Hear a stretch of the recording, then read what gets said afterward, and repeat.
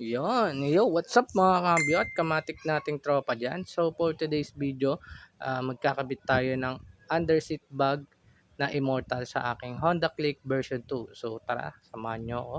Papakita ko sa inyo kung paano ito ikabit. Very simple lang. Ayan, so first, kinabit natin yung tornilyo dun sa may ah, part na may butas ng compartment natin. Tapos may kasama na rin siyang tornilyo yan. Kakabit nyo lang dyan. Tapos yung tali, itatali nyo dun sa ilalim ng upuan. Ganun lang kasimple. Diba?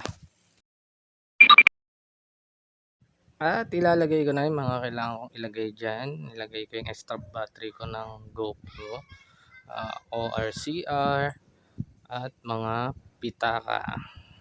Ayan. Kung gusto niyo rin nito, check nyo lang sa aking yellow basket. Salamat.